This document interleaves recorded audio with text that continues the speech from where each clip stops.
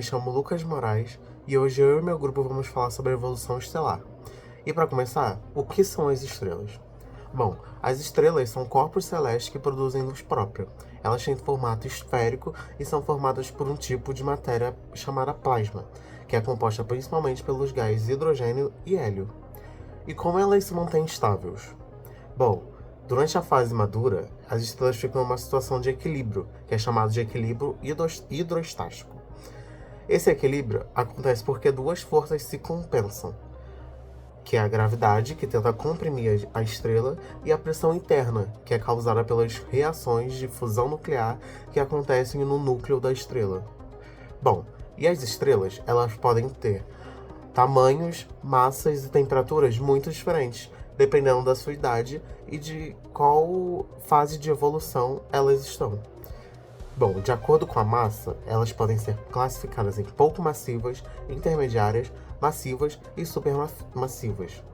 E a temperatura da superfície da estrela também pode variar bastante, com estrelas mais velhas chegando a cerca de 2.500 graus Celsius e estrelas mais jovens cerca de 50.000 graus Celsius. Bom, e a luminosidade das estrelas? Elas dependem da idade e da energia produzida pelo núcleo.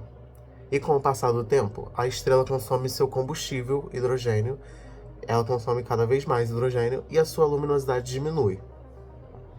Bom, e a cor e o brilho das estrelas é relacionada diretamente à sua temperatura. E as mais quentes são mais brilhantes, com coloração branca ou azulada, e as mais frias e antigas são menos brilhantes e com coloração avermelhada. Eu me chamo Emily e eu vim falar sobre o tipo de estrelas. Bom, no início da vida de uma estrela existem duas etapas: a etapa inicial e a pré-vida adulta. A etapa inicial, quando a estrela é formada numa nebulosa, que são nuvens de gás e poeiras no espaço, ela é dada como protoestrelas. Nessa fase, ela não tem a sua fase nuclear iniciada, e o seu brilho vem apenas pelo calor da sua compreensão. Já na pré-vida adulta, ela pode possuir um disco em volta dela, que nessa área pode futuramente dar origem a planetas e virar um sistema planetário. E nessa etapa de vida, ela é uma etapa antes da estrela se tornar uma estrela estável. As anãs vermelhas, elas são as mais comuns encontradas no espaço e elas são pequenas e frias, já que nas cores ela é uma vermelha e o vermelho é dado como a cor mais fria das estrelas, enquanto as mais quentes são as azuis. As anãs vermelhas, elas podem existir há trilhões de anos e, como eu falei, elas são as mais encontradas. Já as gigantes e supergigantes, ela é quando o hidrogênio acaba no seu núcleo. As vermelhas, as supergigantes vermelhas, elas se expandem e acaba se pegando uma cor mais avermelhada. Já as azuis são as mais quentes e mais massivas, comparado às gigantes vermelhas. As anãs brancas, elas são consideradas a fase final de algumas estrelas. Por exemplo, ela vai ser a fase final da nossa estrela chamada Sol. E é por conta do seu núcleo, que é renascente e extremamente denso. E ele acaba resfriando lentamente, causando a morte daquela estrela. Ainda sobre o estágio da morte de uma estrela, algumas estrelas podem sofrer uma explosão chamada supernova, que nessa explosão da morte de uma estrela pode acabar criando elementos como ouro, ferro e entre outros. E pode gerar também duas coisas. Pode acabar sendo gerada estrelas de nêutron ou buracos negros. Estrelas de nêutron, elas são densas, tanto que se os cientistas dizem que se por um acaso desse para pegar uma colher de chá dessa estrela, ela pesaria bilhões de toneladas, de tão densa que ela é. E ela pode ser de dois tipos: estrela de nêutron pulsar ou magnétras. E elas são origens de. Ela é originada de restos de estrelas supermassivas. Como eu disse, ela se origina a partir de uma supernova. Então, se uma estrela for bem massiva, se for, por exemplo, uma gigante azul, ela sofrer uma supernova, ela pode acabar dando origem a uma estrela de nêutron por ela ser tão massiva.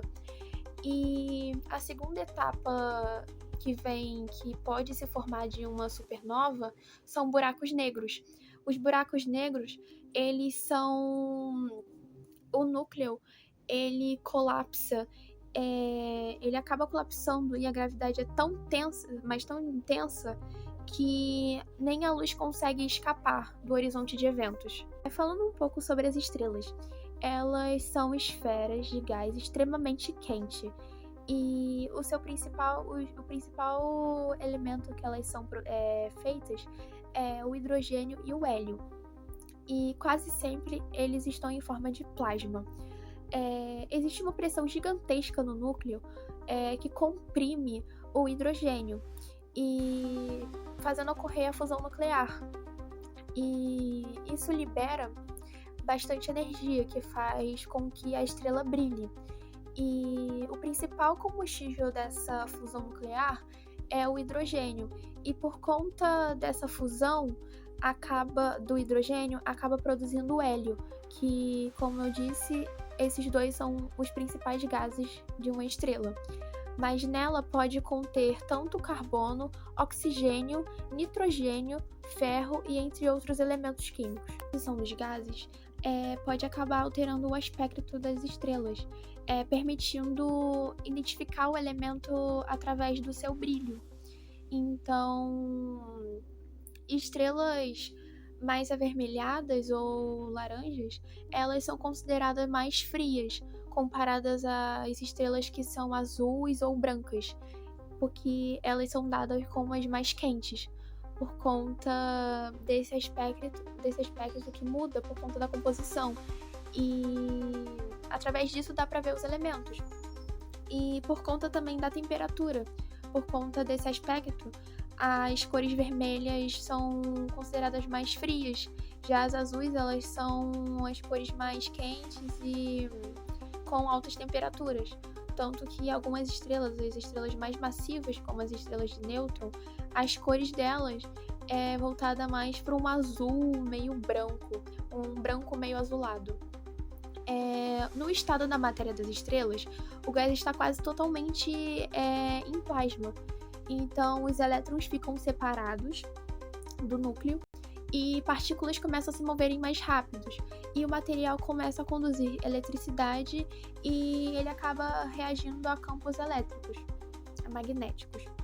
E quando o hidrogênio acaba, ela começa a queimar hélio, formando gigantes ou até supergigantes. E por conta disso, também ela corre o risco de sofrer supernovas, que são explosões causando a morte da estrela.